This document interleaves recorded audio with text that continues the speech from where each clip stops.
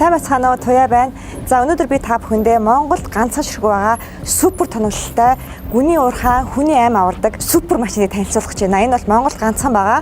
За бүгдээрээ Монголд байдаг оюу толгой төсөл бүгдээрээ мэддэг боловч яг дотор нь ийм нарийн хэрэгэлдэг машин тоног төхөөрөмж нь ямар байдаг тал дээр бас сайн ойлголт байдгүй. Ингээд өнөөдрөөс би та бүхэндээ оюу толгойд хэрэгжилж байгаа ийм дэлхийн түвшний супер машинуудыг танилцуулах гэж байна. За энэ бол гүний уурхайд хэрэглэгддэг хүний аим авардаг. Яг одоо цагаат тулаад хэрэг болох юм бол маш олон хүний аймыг одоо аврахаар бүр супер тоноглогдсон машин. Одоо цөмөрөө ингээд ийм гүний уурхай аим авардаг машин ямар тоноглолтой байдгийг бүгдээрээ сонирхож харцгаая.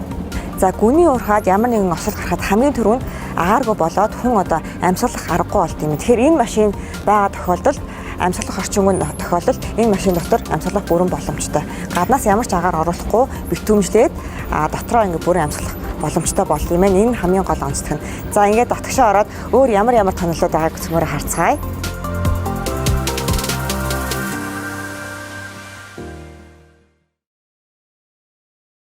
Зэсвэла. За энэ болохоор яа түүхээр хойноогоо болгонд байгаа шахсан агаарыг кабин руу оруулна. За тохиргоонуудын эндээс чинь одоо энэ кабинд 2 хүн явж байгаа юм бол 2 хүн таарсан тохироход эндээс заалтуудыг харж чад эндээс тохируулна.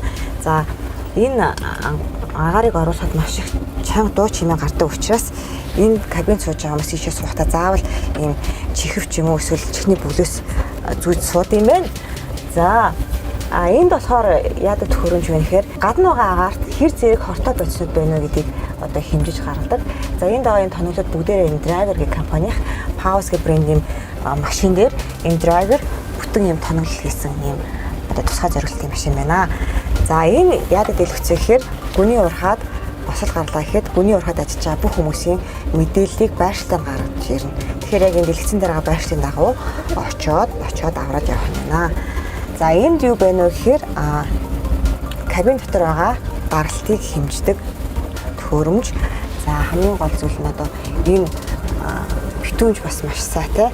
За кабин дотор эерэг агаар үүсгдэг. За эерэг агаар гэдэг нь юу вэ гэхээр ер нь бол кабин доторх агаар дандаа дотгошоосоо гадагшаа чиглэлтэй урсчихна гэсэн үг.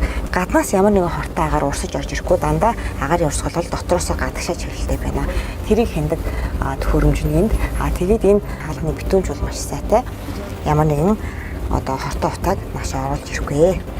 За энд байгаа зүйлүүд болохоор энэ гүний уурхайд байгаа бүх хүнтэй холбогдно. Одоогоор бол оюутлахын гүний уурхайд 30 гаруй төрлийн долгионтой радио станцад ажиллаж байгаа. Тэрнтэй бүгднийг холбогдно. За энэ доотлих нь харна болохоор хойдлын кабинд байгаа хүмүүстэйгээ холбогдох радио станц. За энэ болохоор бас Driver-ийн яг энэ кабин дотор байгаа агаарыг шинжилж үзээд хортой хий байвал энэ дээр бас гаргаж ирнэ. За одоо цөмөрөө ийшээ явж өөр юу байна сонирхож харъя. За энэ болохоор гал унтраагч хэрвээ мотор дээр энэ ямар нэгэн асуудал гарах юм бол шууд энийг ингээд дарахад тэр цэг өдрөө шууд галын хор шүршээд унтраана гэсэн үг. За энд юу байна? Харъя. За энэ бол нөгөө шахсан агаарууд энэ талдаа бас нөгөө талдаа бас байгаа.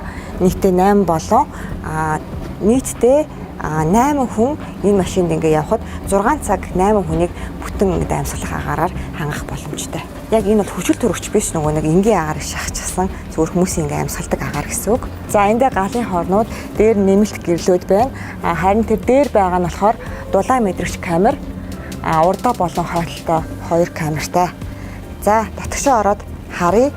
За энд бол насилх тавих зорилттой. Гэхдээ хэрвээ ямар нэгэн асуудал энд гарах юм бол дээш энэ аврах гарцаагаад энэ аврах гарц руу гарах бас юм шатуулаад хувирчдаг. За ийм. За энэ дотор ингээд 1 2 3 4 5 6 аврагч суух боломжтой. За энд ингээд BG4 амьсгалын аппарат бэлэн байдаг. Эсвэл шууд аврагч нар маань өөрсдөө зүгээд ороод ирэх боломжтой. Тэр тохиолдолд ингээд суудлын юм өргөн яагаад гэвэл амьсгалын аппаратаа зүгээс суухад ингээд илүү тохиромжтой.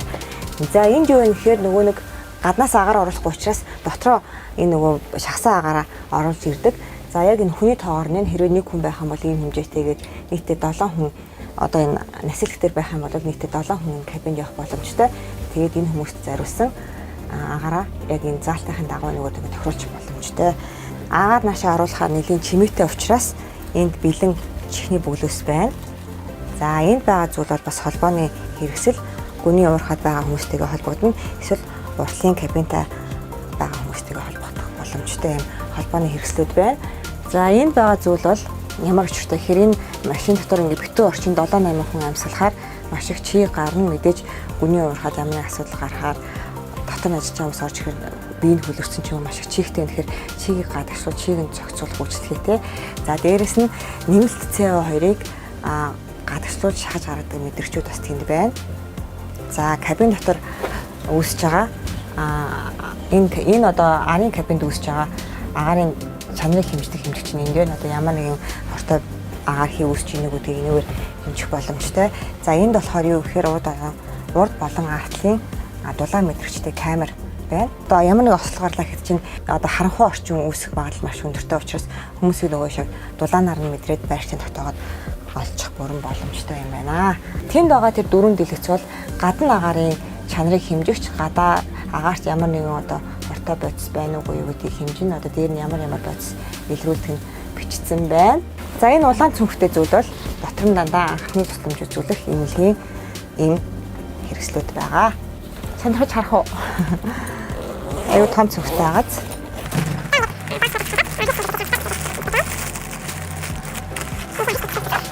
Энэ машины ерөөсөө гол үүрэг нь гүний уурхаад ямар нэгэн осол аваар гарахад тэнд байгаа хүмүүсийг маш хурдан илрүүлээд амьд сэрүүн одоо дээшээ гарах гол үүрэгтэй.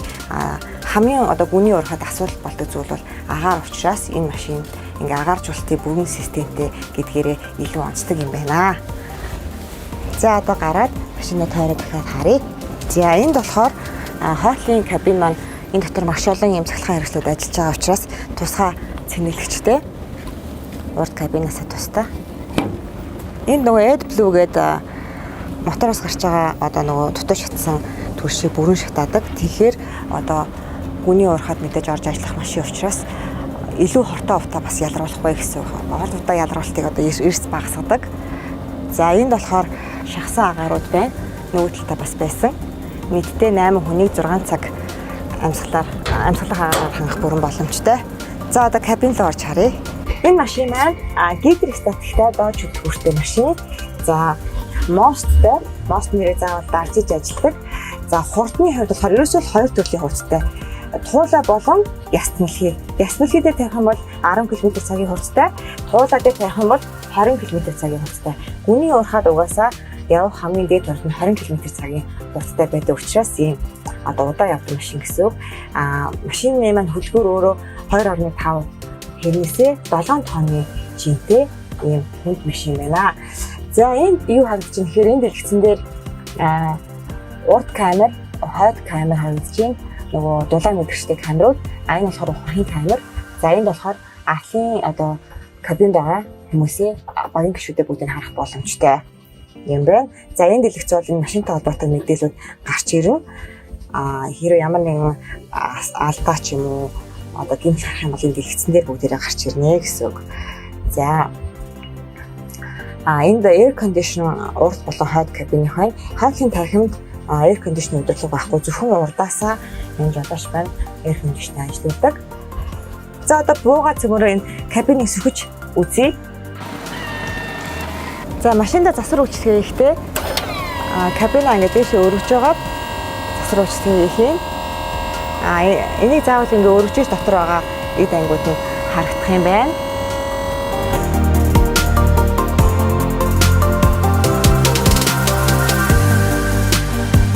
За өнөөдөр бүгдээрээ гүний уурхаан хүний аим авартай тусгай танилцалтай машинтай танилцлаа. Дараагийн дугаар дээр ямар одоо тусгай зорилтын машинтай танилцмаар байгаа комент хийхээр бичээрэй. Баярлалаа. Баяртай.